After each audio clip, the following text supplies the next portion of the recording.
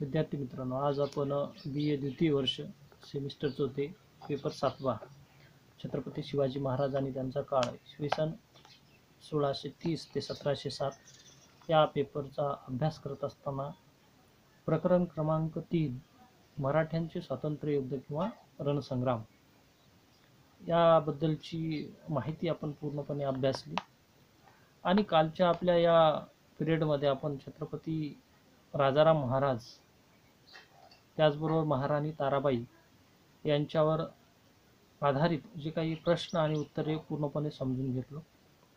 आज आपण याच प्रकरणातील पुढचा जो घटक म्हणजे संताजी घोरपडे आणि धनाजी जाधव त्याचबरोबर मराठ्यांच्या स्वातंत्र्य युद्धाचे महत्त्व यावर आधारित जे काही प्रश्न अल्प प्रश्न काही असणारे प्रश्न आपण समजून घेणार आहोत. ते प्रश्न समजून घेताना या धनाजी जाधव जे काही संताजी घोरपडे आणि धनाजी जाधव या शूर पराक्रमी जे काही सरदार होते यांच्यावर जे प्रश्न आपण पाहणार आहोत ते सर्व प्रश्न हे मराठ्यांच्या स्वातंत्र्य युद्धाशी संबंधित किंवा छत्रपती शिवाजी महाराजांचा नंतर आलेल्या ज्या काही राजाराम महाराज महाराणी ताराबाई यांच्या नेतृत्वाखाली ज्या शूर सेनापतींनी मराठ्यांचं नेतृत्व किंवा मराठा सैन्याचं नेतृत्व केलं त्या दोन पराक्रमी सरदारांची माहिती पाहणं आवश्यक आहे. तर सर्वप्रथम आपण संताजी घोरपडे यांच्याबद्दल असणारे काही प्रश्न आपण जे भाग शिकलेला आहे किंवा आपण त्याबद्दलची माहिती पाहिली त्यावर आपण काही प्रश्न पाहणार आहोत. तर ज्या संताजी घोरपडे हा तत्कालीन स्थितीमध्ये मराठ्यांचा एक शूर सेनापती म्हणून ओळखला जातो. तर संताजी घोरपडेबद्दलची माहिती पाहत असताना सर्वप्रथम संताजी घोरपडे हा कोणाच्या काळात आपण प्रश्न पाहत आहोत. तर संताजी घोरपडे हा कोणाच्या काळातील सेनापती म्हणून मराठ्यांचे सेनापती म्हणून त्यांनी काम केलं. तर छत्रपती राजाराम महाराज यांच्या कालखंडामध्ये संताजी घोरपडे यांनी मराठ्यांचं सेनापती पद म्हणून घोषित केलं किंवा त्यांनी घोषवलं. पुढचा प्रश्न, तर संताजी घोरपडे यांनी जिंजीच्या लढ्यातून कोणाची सुटका करण्यासाठी लढा दिला? तर छत्रपती राजाराम महाराज यांची जिंजीच्या वेढ्यातून सुटका करण्यासाठी लढा दिला. पुढचा प्रश्न, संताजी घोरपडे व कोणत्या अन्य सरदाराचं नाव शूर सेनापती म्हणून ओळखले जाते? संताजी घोरपडे व धनाजी जाधव या दुसऱ्या सेनापतीचं नाव अग्रक्रमाने घेतलं जातं. पुढचा प्रश्न, संताजी घोरपडे यांनी कांचीच्या मोगली फौजदार जो औरंगजेबाने नेमला होता त्या फौजदाराचं नाव काय होतं? तर संताजीला कांचीच्या मोगली फौजदार अली मर्दन खान यांनी विरोध करायला सुरुवात केलं होतं, त्यास औरंगजेबाने नेमलं होतं. पुढचा प्रश्न, संताजी घोरपडे यांनी औरंगजेबाच्या कोणत्या सरदाराला कैद केलं होतं? तर संताजी घोरपडे यांनी अलीमर्द खान या औरंगजेबाच्या सेनापतीला कैद केलं होतं. पुढचा प्रश्न, कर्नाटकचा सुभेदार काशिम खान मोठ्या फौजेनिशी कोणाविरुद्ध जिंजीकडे निघाला होता? तर कर्नाटकचा फौजदार काशिम खान हा मोठ्या फौजेनिशी छत्रपती राजाराम महाराज यांचा बंदोबस्त करण्यासाठी निघाला होता. पुढचा प्रश्न, कांचीजवळ संताजी घोरपडे यांनी मुघलांच्या कोणत्या सेनापतीचा पराभव केला? तर काशिम खान या सेनापतीचा मुघलांच्या सेनापतीचा संताजी घोरपडे यांनी पराभव केला. पुढचा प्रश्न, संताजी घोरपडे कर्नाटकामधून महाराष्ट्रामध्ये म्हणजे स्वराज्यात केव्हा आले? इसवी सन 1693 मध्ये संताजी घोरपडे कर्नाटकातून महाराष्ट्रात म्हणजे स्वराज्यामध्ये 1693 मध्ये आले. पुढचा प्रश्न, औरंगजेबाने कोणत्या सेनापतीची नेमणूक संताजी घोरपडे कर्नाटक मोहिमेमधून परत येताना केलेली होती? तर औरंगजेबाने हिम्मत खान या सेनापतीची नेमणूक कर्नाटकातून परत येणाऱ्या संताजी घोरपडेचा बंदोबस्त करण्यासाठी पाठवलं होतं. पुढचा प्रश्न, हिम्मत खानाचा पराभव संताजी घोरपडेने केव्हा केला? तर हिम्मत खानाचा पराभव संताजी घोरपडे यांनी 1694 मध्ये केला. पुढचा प्रश्न,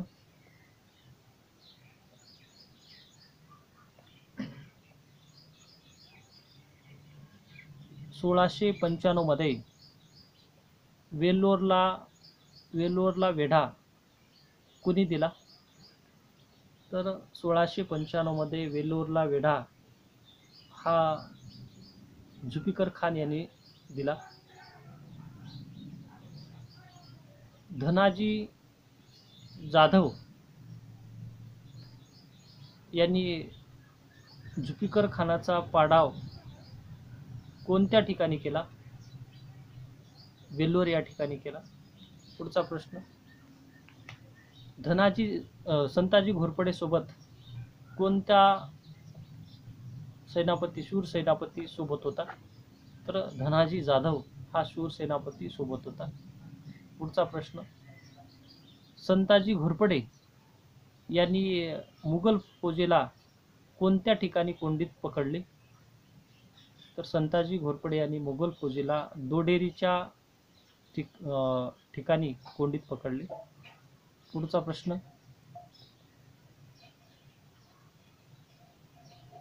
संताजी घोरपडे यांनी पट्टण येथील कोणाच्या छावणीवर हल्ला केला? तर संताजी घोरपडे यांनी हिम्मत खानाच्या छावणीवर हल्ला केला. पुढचा प्रश्न, संताजी घोरपडे आणि कोणत्या छत्रपतीमध्ये वैरभावना निर्माण झाली?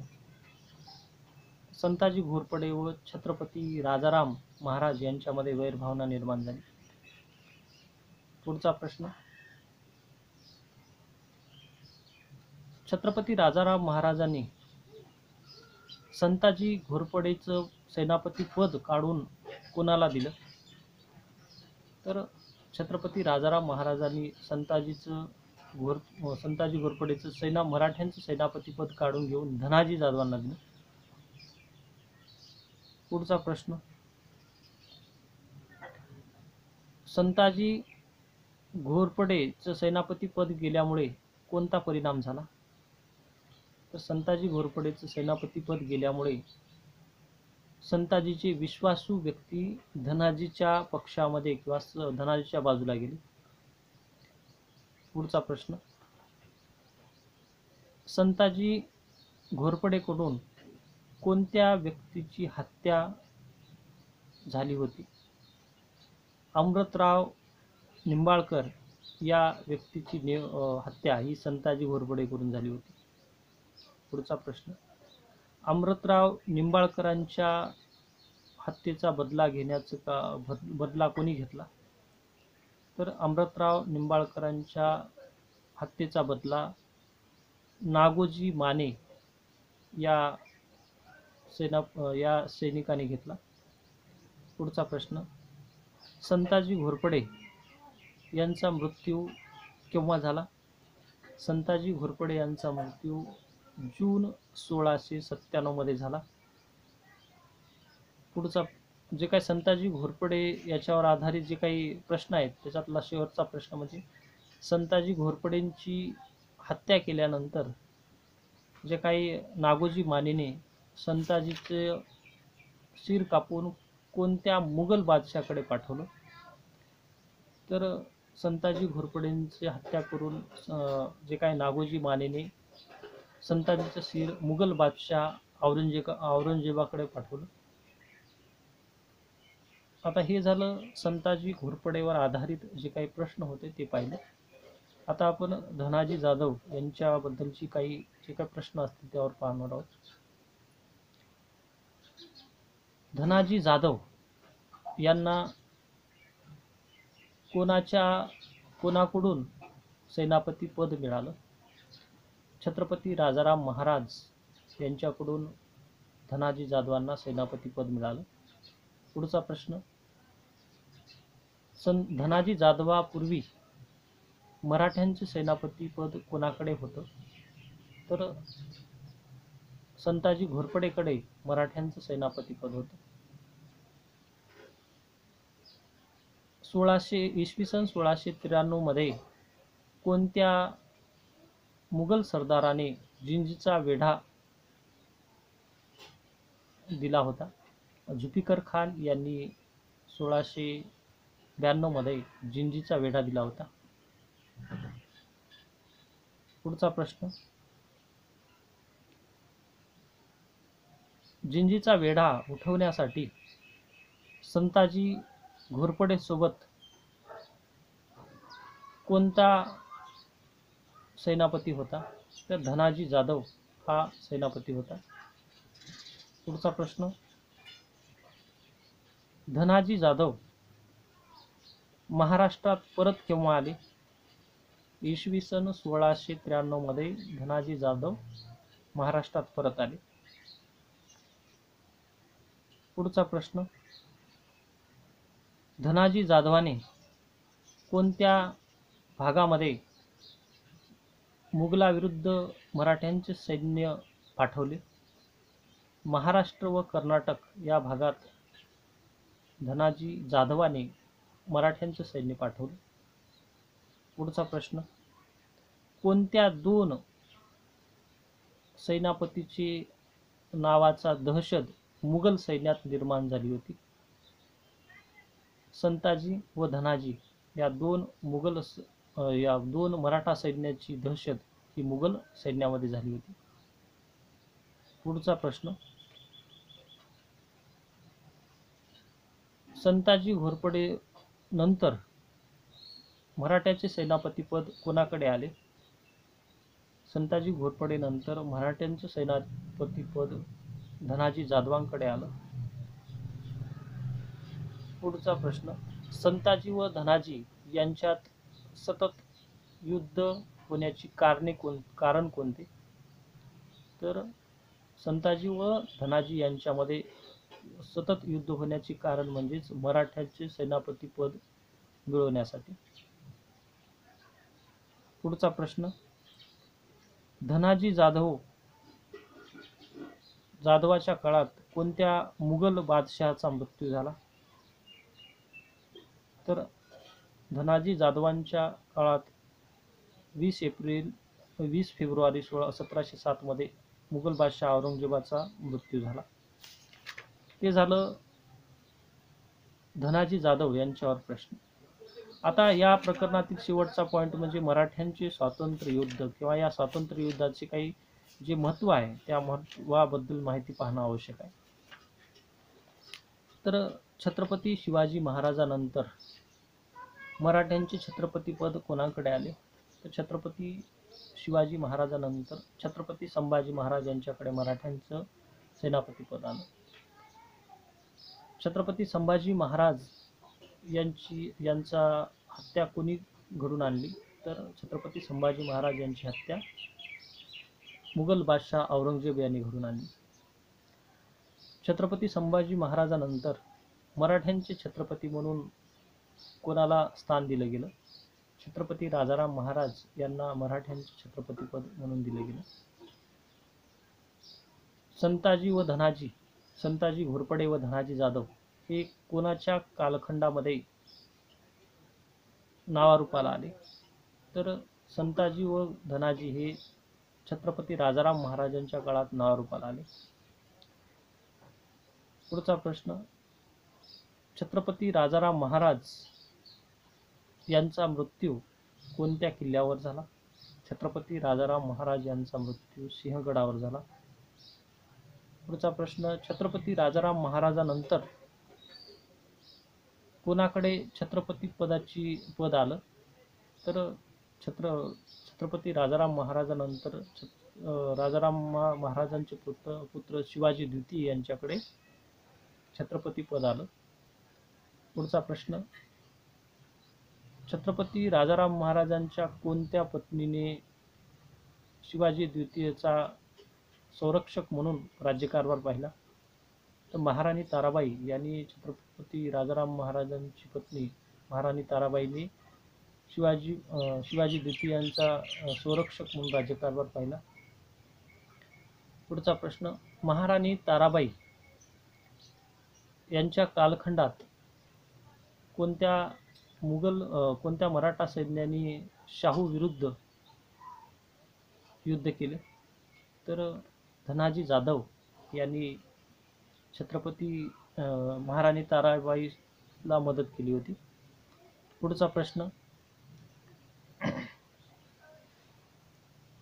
महाराणी ताराबाईने सरनौबत नावाचा किताब कोणाला दिला होता? धनाजी जाधव यांना. पुढचा प्रश्न, छत्रपती संभाजी पुत्र शाहू यांच्याकडे धनाजी जाधव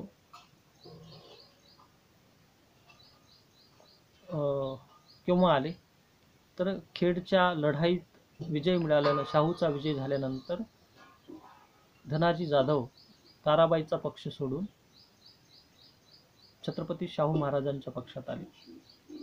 पुढचा प्रश्न, मराठ्यांचे स्वातंत्र्य संग्राम केव्हा सुरू झाले व केव्हा संपले? तर मराठ्यांचे स्वातंत्र्य संग्राम हे इसवी सन 1689 ला सुरू झाले आणि 1707 मध्ये संपले. मराठ्यांचं स्वातंत्र्य संग्राम किती वर्ष चाललं? तर मराठ्यांचं स्वातंत्र्य संग्राम हा 18 वर्ष चालला. पुढचा प्रश्न, कोणत्या मुघल बादशहाचं दक्षिण दिग्विजयाचं धोरण होतं? मुघल बादशाह औरंगजेबाचं दक्षिण दिग्विजयाचं धोरण होतं. पुढचा प्रश्न, मराठ्यांची सत्ता नष्ट करण्यासाठी मुघल बादशाह औरंगजेब केव्हा दक्षिणेत आला? तर मराठ्यांचं राज्य नष्ट करण्यासाठी मुघल बादशाह औरंगजेब इसवी सन 1682 मध्ये दक्षिणेमध्ये आला. पुढचा प्रश्न, मराठ्याच्या स्वातंत्र्य युद्धाला केव्हा प्रारंभ झाला? इसवी सन 1689 मध्ये मराठ्यांच्या स्वातंत्र्य युद्धाला सुरुवात झाली. पुढचा प्रश्न, छत्रपती संभाजी महाराजानंतर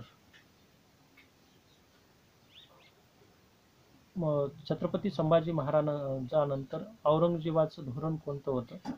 तर मराठा सत्ता नष्ट करण्याचं धोरण हे औरंगजेबाचं होतं.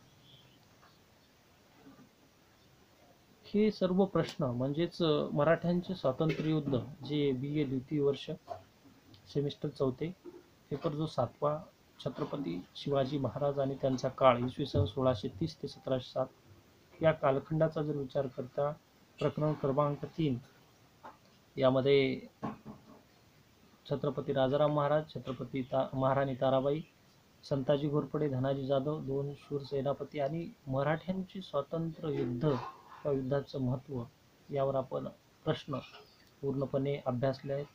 आणि या प्रश्नाच्या आधारे म्हणजे मी हे प्रश्न आणि त्याबरोबरच जे अन्य काही प्रश्न असतील ते प्रश्नसुद्धा आपल्या ज्या काही ग्रुपला ते टाकण्याचा प्रयत्न करेल. आणि छत्रपती शिवाजी महाराज आणि त्यांचा काळ इसवी सन 1630 ते 1707 या पेपरमधील आत्तापर्यंत पाहिलेले प्रकरण म्हणजे 3 प्रकरण आपले पूर्ण संपले आहेत.